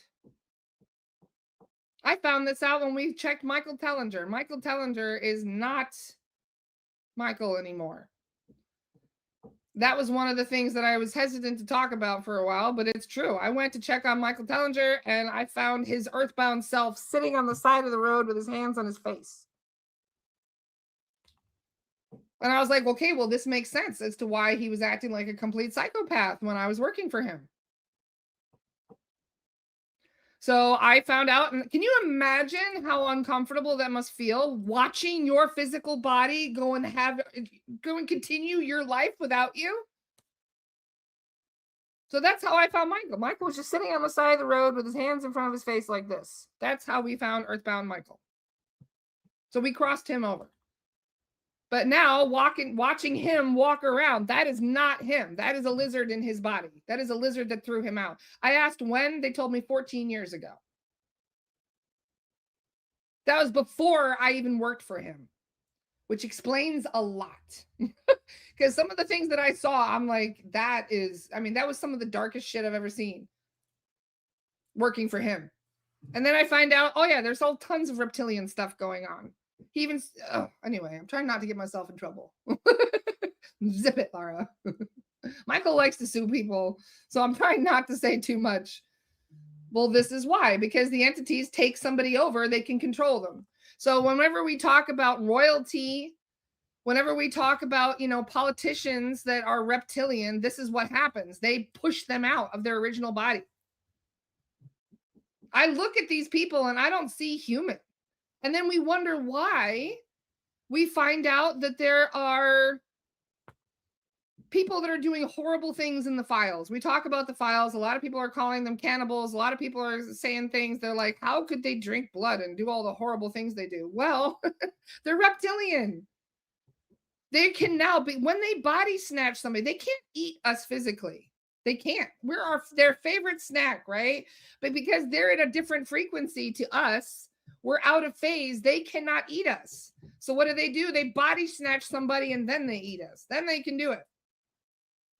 So people wonder why they are the way they are and how they could do such evil things. This is why, because they're not human. And so they're going to continue doing what reptilians do, even in a physical body, even in a human body.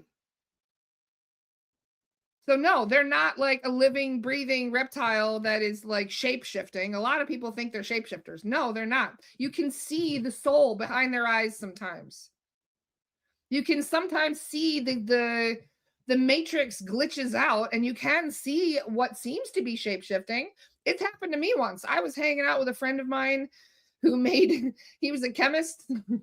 The long story, we were hanging out in this beautiful botanical garden in Johannesburg in South Africa. And he says, hey, you want to try some DMT? And I was like, yeah, sure, I'd love to. So I sat down under a tree to talk with him. This was many, many years ago. This is like 12 years ago. And I saw my friend's face shapeshift.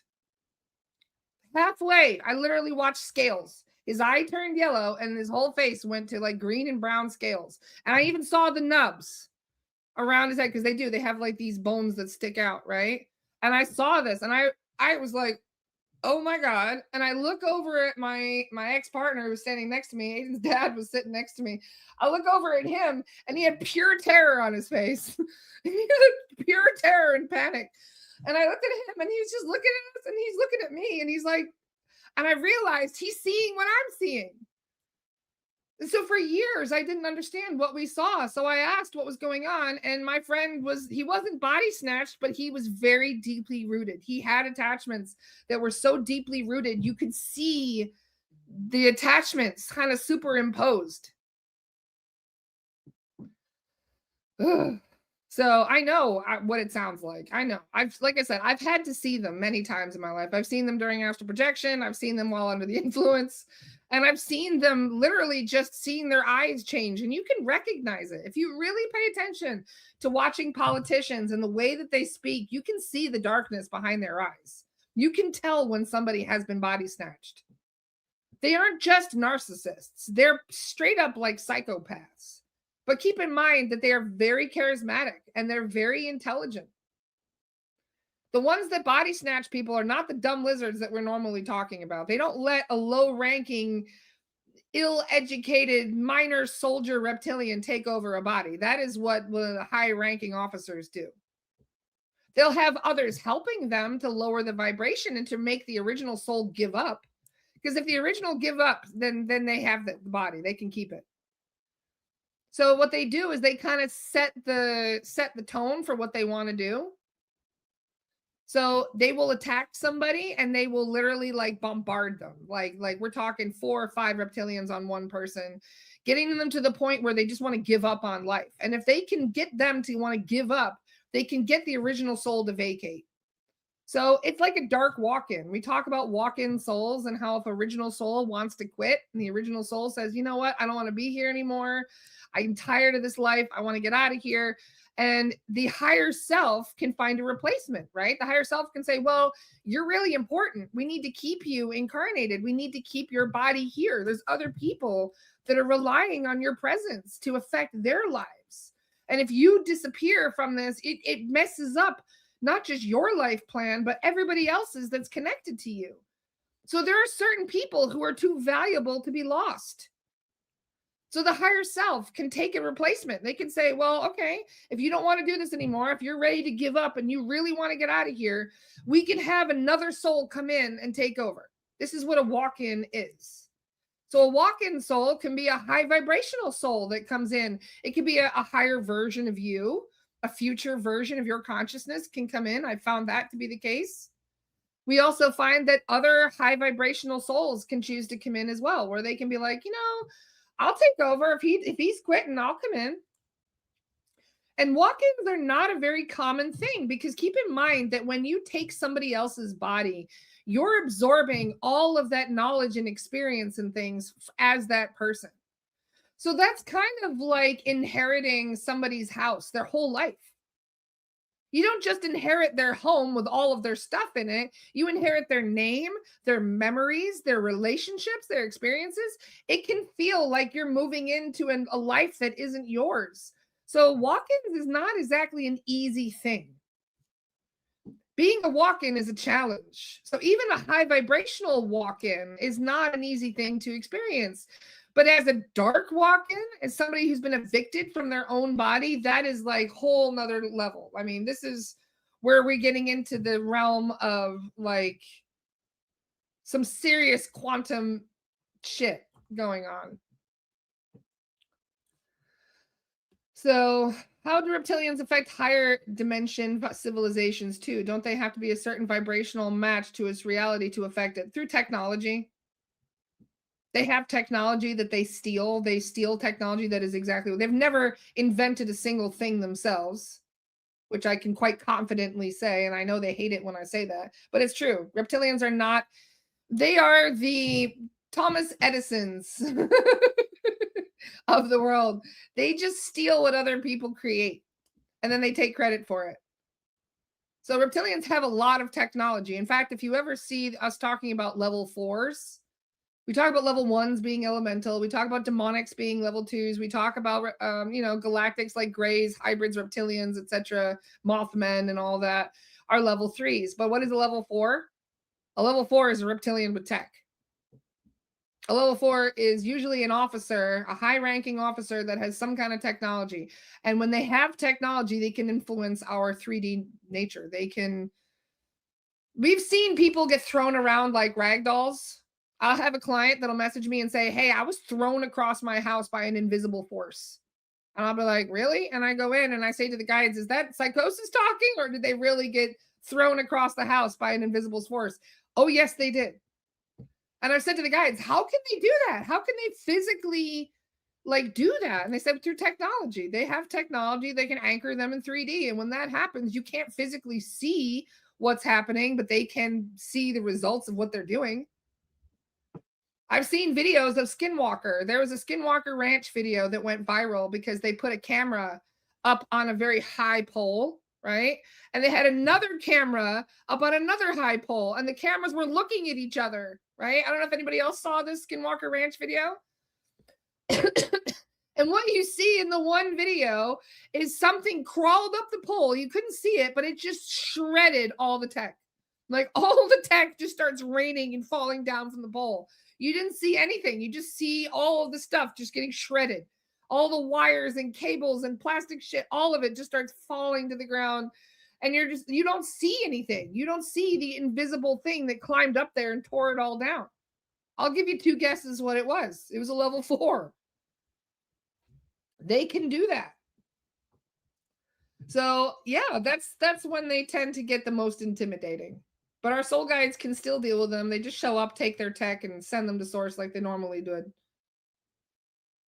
Level 5s are different, though. Level 5s are archons and other things like that. There are beasties that exist on this planet that are so dark that we can't even clear them. So luckily, we don't run into those very often. I've only run into them once that I knew of anyway, because they're very good at portraying themselves as other things and hiding out. Whenever you see a white Draco attached to somebody, you can generally tell there's something darker that's hanging out. Are children more protected or they can be body snatched too? On rare occasions, we do find children that have been body snatched.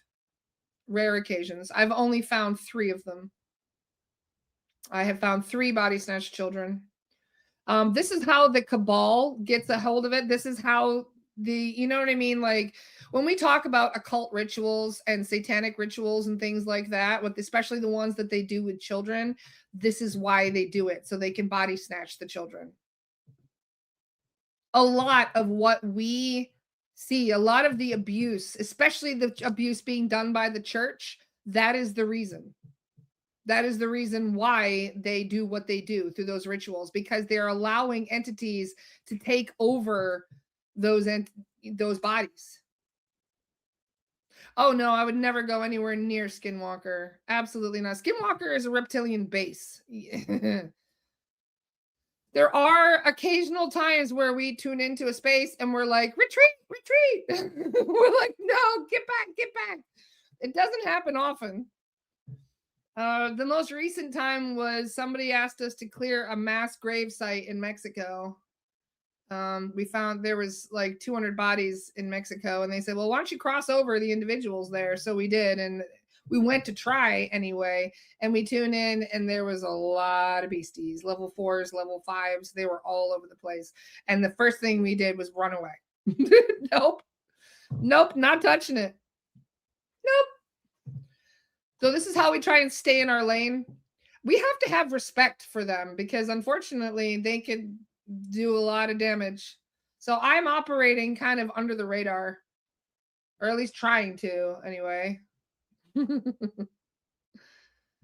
So no, this is why I say like you have to choose your battles wisely.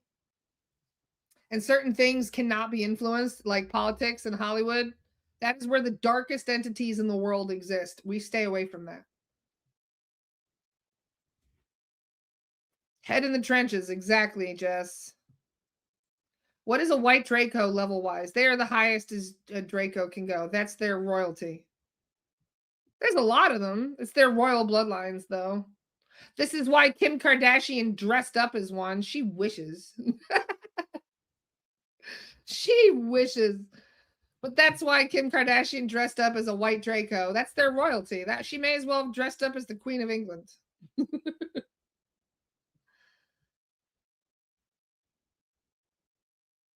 Do you send someone else? No. Nope. Have you ever done clearings in places like Hawaii? I have done clearings in every country. Every country. There is not one particular state or country that I have not done a clearing for. Literally everywhere. Someone says, why do you have a mirror behind you? I've had that mirror behind me since I moved into this house. That is my altar. There's a whole bunch of crystals and other stuff up on there. I put high vibe stuff on it. That's why I have the white roses. I did that for the Salations yesterday. I bought those white roses because of the Salations, our friends that came on the podcast yesterday. So no, that mirror has always been there. Just like this. People keep calling it a pentagram. It's not a pentagram. It doesn't even look like a pentagram. I moved into this house and it was like that. So people are like, she's a witch. I literally just moved in. That's all I did. I didn't do that.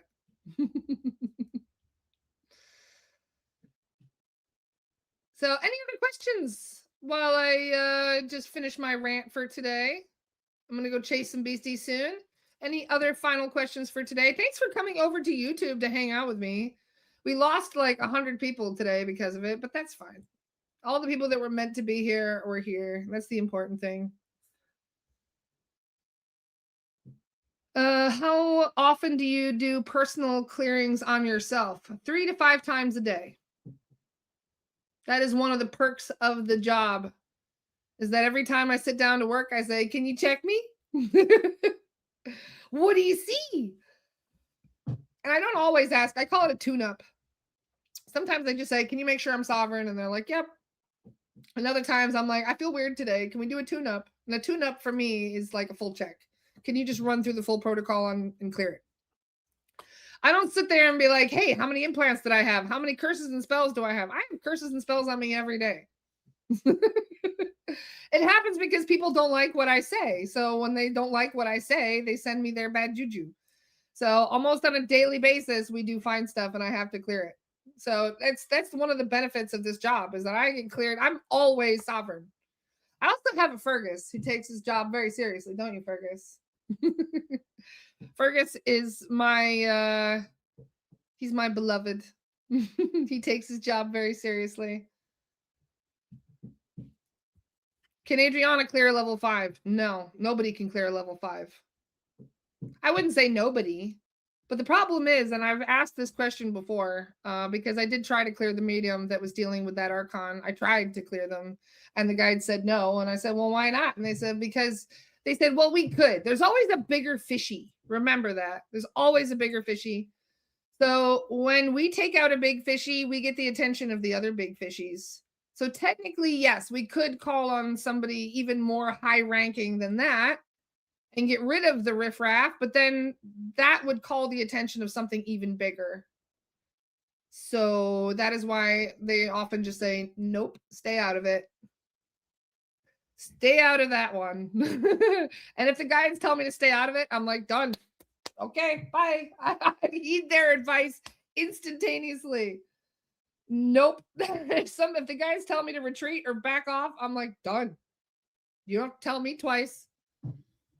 I do not need to learn the hard way. I can promise you that. And some things I do, but not that.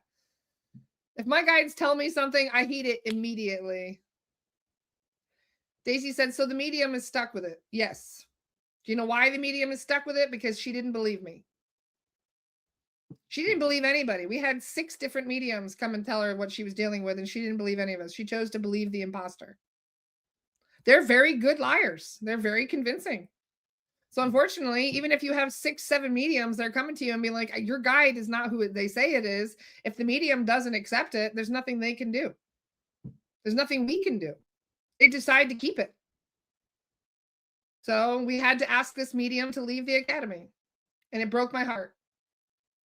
It really did. It wasn't one of our Avengers, because we take each other seriously. If even one of us goes and say, hey, something isn't right, let's do bigger, let's look into this and see what's going on. We all are like, okay, yeah, what do you see? Like, we all take what we see very seriously. We protect each other as a group for that reason. But this was a new medium that came in who isn't used to working in a group. And instead of being like, okay, 6 of you are saying this is, I really should believe you. There's like 6 people telling me this. She thought all 6 of us were making it up. You can't deal with that. You can't heal that. You know what I mean? Like, and I even talked to Siddhartha about this, because I was frustrated and I didn't want to give up on the medium, you know, even if she was a bit like, well, I don't believe you. So I said to Siddhartha, what is the one way you can get rid of something like that? And they said, you have to take away the food. So unfortunately, the only way to deal with something like that is to have them stop practicing healing, to stop doing the work. And I said, so if that's the case, like, when would they be able to start up again? And they said, it depends. They said that entity could be watching them for the rest of their life. So it was one of my newest mediums that I had certified. So this isn't somebody who I've worked with for a long time. We didn't get a chance to really develop our trust in each other. And I think that was part of the problem. So it is very unfortunate. And talking, because I tried to work it out, right? I was trying to figure out what was going on because the clearings were not happening. We would go back and check on her clearings and they weren't being done. And we were like, what's going on here? And that's how we found the imposter. So that's when I was like, no, I want to talk to this person. Like, you go in trance, I want to talk to them. And that's how I ended up talking to the archon. It was the creepiest conversation I've ever had in my entire life. Oh. So no, you can't just clear this person. It doesn't work that way. Unfortunately, with dark entities like this that are that powerful, they feel that they can do whatever they want. And yeah, like I said, we could have cleared it, but then we would get the attention of worse things, and we aren't trying to do that. So if the medium had come to terms with it and accepted it and been like, okay, I need help, then yeah, we could have helped. But if the medium is in denial and is not willing to accept what's happening, then there's nothing we can do. So unfortunately, we had to let that medium go. So we are going to be even more careful. If you notice, I postponed SRT2. I did notice a couple of people asked, when is SRT2 going to happen? I don't know. I'm pretty shaken up about this. I'm still pretty disturbed about it. If you had talked to this entity, you would have been disturbed too. It was the creepiest thing I've ever talked to. I literally felt so sick after the conversation. I had to go and throw up. Like, I am not even kidding. That is how uncomfortable that conversation made and how much it affected my vibration and how sick it made me. Did I record the conversation? Of course I did. I record everything. And just one of my mediums who I shared, because I was like, you got to see this. And I sent her the recording. She got sick just from watching the recording as well. So just from watching the recording of that conversation, the other medium who wanted to see what happened also got sick. That's how powerful these beings are. So yeah, I got to talk to one of the darkest, nastiest beings this planet has to offer. And I know immediately what it was. I knew what it was while I was talking to it. And sure enough, I go to my other guides and I said, did I just talk to what I think I did? And they said, yep, you did. And I was like, oh my God. Oh, it was awful. So no, they do kind of stick out like a sore thumb. Like I said, I've told you guys this 1,000 times. You can lie your ass off as an entity. You cannot fake a vibration. It tried to lie to me and pretend it was an angel. I know it wasn't an angel. I could feel that I wasn't talking. And not only that, but it was really creepy. Like I said, the smirks, the things it would say, like, whoa, I get chills just thinking about it. Ooh. So this is why I say, you know, as we get smarter, so do they. So we really have to kind of level up and be on our toes 24/7. Somebody said, do you have a live SRT1 coming up? Yes, we will be doing SRT live in May. SRT1 will be happening in May. The next class we have going up, March 21st, is Reiki 1. We'll be doing Reiki 1. Then we'll be doing psychic protection. Then we'll be doing psychic protection for children. Then I'll be doing astral projection. Then I'll do SRT1 again. And we'll be doing this like every 2 weeks. So that's why I say mid-May, we'll be doing SRT1 again. And then when we are confident in, and we just want to give the students that we already have our full attention. You can sign up for Reiki 1 today. At the end of the day, I will have it up on Zoom, and then Charisse will be adding it to the website. So Reiki 1, you'll be able to sign up for either, just check back on my website tonight or tomorrow, and you'll see the sign up for Reiki 1. It is 111. for Reiki 1. And you get a certification for that.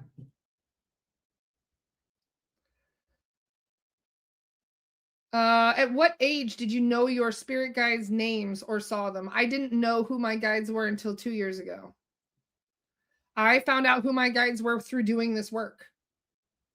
So I have 3 main guides. My main guide is Charlie. Charlie has been with me through my whole life. Charlie was my best friend. We grew up together in Edinburgh. We were neighbors. My father was a well-known, well-respected astrologer. His father was also, I believe, in politics. And we just grew up next to each other. We were both only children. So we grew up next to each other. And Charlie also died of plague around the same time that I did. There was another life that Charlie and I shared. I forget what life that was, Charlie. I don't remember. What was our second life? Anyway, so Charlie was my best friend, and he's been with me since day 1 of this lifetime. My other 2 main guides is Fergus. As I've mentioned before, Fergus is my gatekeeper. He is my protector. He's my bouncer. Fergus has been with me for a year now. We saved him from Culloden. He was stuck as an earthbound at Culloden. I was also at Culloden. I had a whole lot of soul fragments and things from that. I knew him at Culloden. I was head over heels in love with him, actually. I brought him all kinds of food and treats and snacks. So Fergus and I, we became very, very close in that lifetime. And then when he died, I was very upset, obviously. And then I went looking for him when I died, and I realized he was not there. He wasn't up there. So I had 3 incarnations since then. And every time I died, I would go up there looking for Fergus, and he wasn't there. And that is why I made the plan in this lifetime to get him out of Culloden, to get him out of that death loop that he was stuck in. So on my 40th birthday, I had this thought. I had a very strong feeling I had to go to Scotland. My 40th birthday present to myself. I was like, I have to go to Scotland. I don't know why I have to go, but I have to go. And that is when we went and cleared Culloden. And Fergus has been with me ever since. So he's aware of how I was obsessively looking for him for like 4 lifetimes. So he told me, he's like, I'll be with you for life. And now Fergus is here with me, protecting me as kind of his way of honoring me and thanking me for getting him out of that shit. My other guide that I have that's with me quite often is Galis Duncan. For those of you who have seen Outlander, you've probably heard of her, although it triggers me quite considerably how dirty they did my beloved Galis. Galis was burned at the stake 400 years ago as a witch. She is probably one of the most loving and just wonderful souls you'll ever meet. And she was killed because she was a healer. She was a phenomenal healer, actually. She was better than the doctor she worked for. And there's a long story that goes along with that. If you Google Galis Duncan, you'll find out the true story about Galis, not the ridiculous version that they came out with in Outlander, that she was an evil witch and all that nonsense. All that was made up. Galis was a phenomenal healer. She was actually too good, apparently, and that's what got her on the radar. So when we went to Edinburgh to do clearings, I also got Galis out of a death loop. And Galis has been one of my guides ever since. I invited her to come home with me, and I felt so connected to her that I asked her to be one of my guides, and now she helps out with, well, it's a bit of a sausage party all the time. I only have male guides. So I was like, can I have some feminine energy here, please, to kind of help balance things out? I'm already a bit of a tomboy as it is, being the fact that I've had 70% of my incarnations as a male. Most of my incarnations have been men, so I've always been a bit of a tomboy. So Galis is not only around to help me with the healing of witch wounds and to help me, help other people who have also been burned as a witch or been killed in a horrible way. Because I was killed as a witch twice. So Galis and I have a similar understanding of what that trauma is like. So she is one of my guides that's around all the time and is helping me with just all kinds of different things. So at least I have Galis helping me kind of balance the feminine aspect because I have so many male guides around. I also have 2 Tagetan guides. Those are the same guides that pulled me out of body when I was, I had my first astral projection experience. Those are the 2 guides that pulled me out and had me, basically give me a wake-up call. And I asked about them because for many years, for the last like 14 years, I hadn't heard a peep from those 2 guides. They pulled me out of body, had a conversation, told me I'm from Era, and then I'm a Pleiadian starseed and all this stuff, which I'd never heard of. And then they disappeared. They vanished. And I'm like, where? I was jokingly calling it my Pleiadian one-night stand for a long time because they told me they were my guides and then they just poof, disappeared. So a while back, I even asked Zach, I was like, where are my Pleiadian guides? Like, hello? Like, where are you? I was hanging out with Adriana in person one day and they came in. And I was like, where have you been? Like, and they were like, oh, we're always here. And I was like, well, how come I never see you or hear you or know what's going on? Like, where have you guys, you know, if you're my guide, why are you not guiding? And they said, well, we're always around. And you know what Zach told me? He told me that their main job of those 2 Tagetan soul guides is to cross me over to Tageta when I die.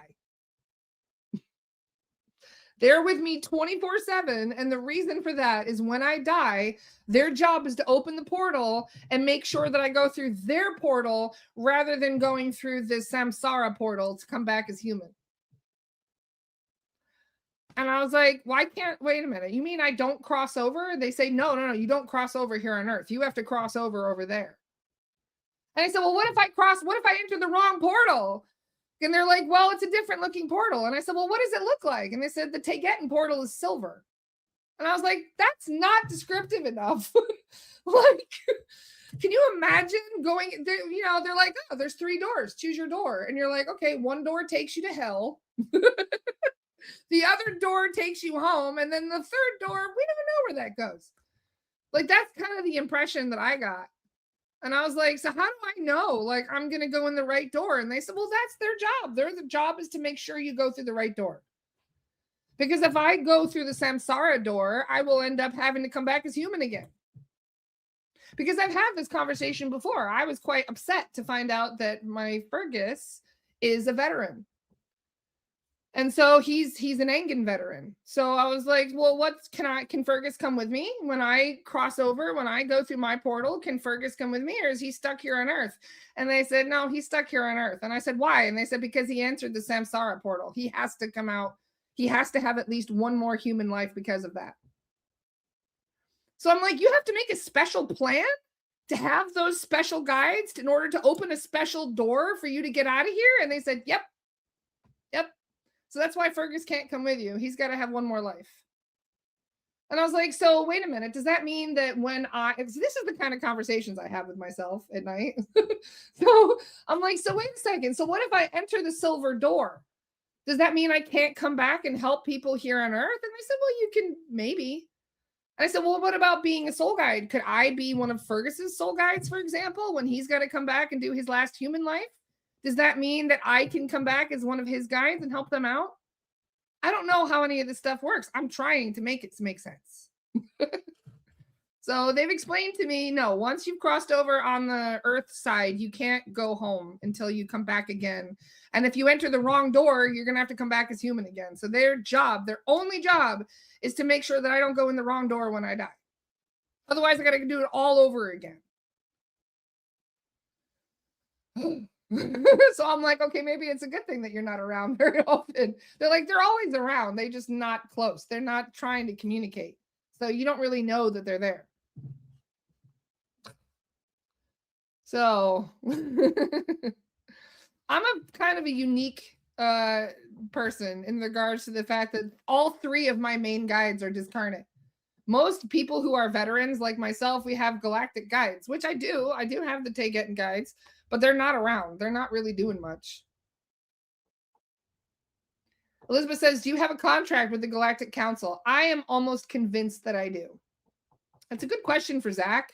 But I found out that in between lifetimes, so in between my previous life where I was black bagged during the Kennedy administration and murdered, and this life where I came back in the 80s, in between that period, I had a lot of council meetings.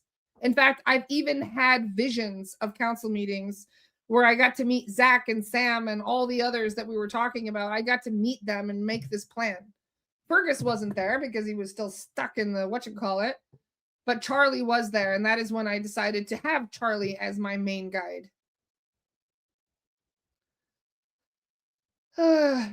Matthew says, I'm watching Cosmic Agency, where a girl named Gosha talks with Pleiadians. You seem to say a lot of the same stuff. Have you heard of it? Oh, Matthew. How do I unpack 2 years of drama for Matthew? I don't know if I have much time left in the podcast. No, I was supposed to end this podcast by now. Oh, it's yes, we know the same people. There's a lot going on with that, Matthew, to unpack. A lot of it I can't really unpack publicly. Their information up until November 2024 was accurate. I recommend watching anything of theirs before November 2024. Anything after November 2024, do not watch. It's been compromised.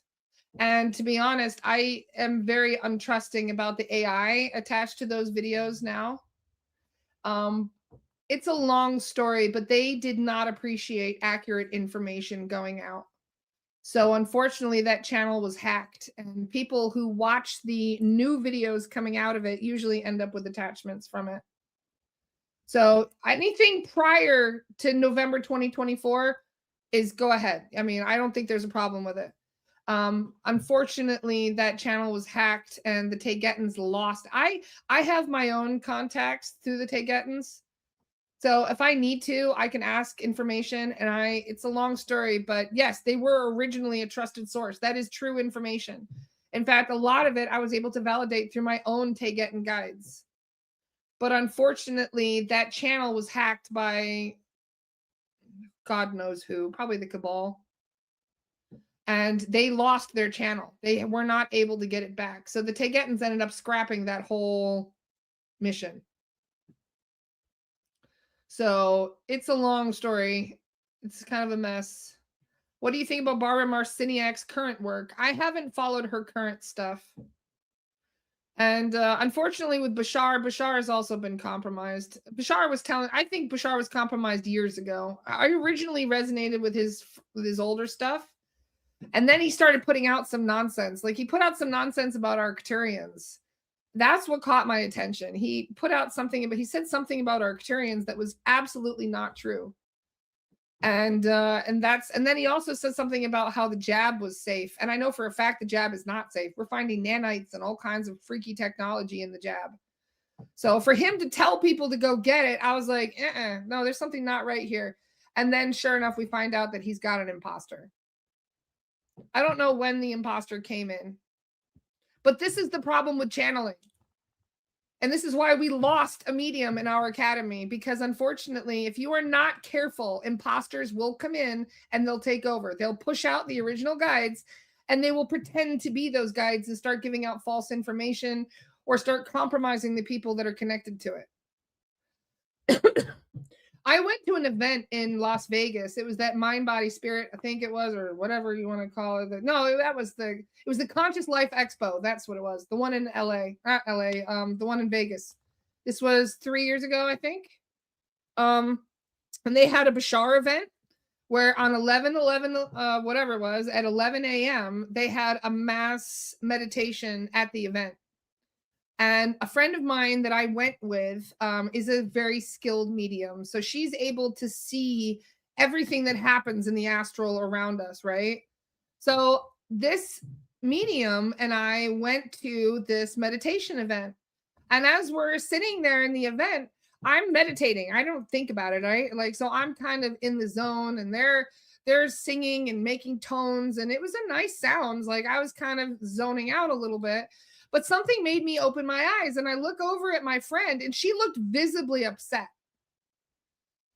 And I was a bit like, what's going on? And she's like, Like she didn't want to talk about it right then. And then I can see her doing stuff, kind of like what Kat does. You know, if you see Kat doing her light language through her hands, right? And I see my friend is doing that. And I'm like, what's going on? Like, I was so curious. And she, like I said, she didn't want to tell me while she was doing it. She was distracted.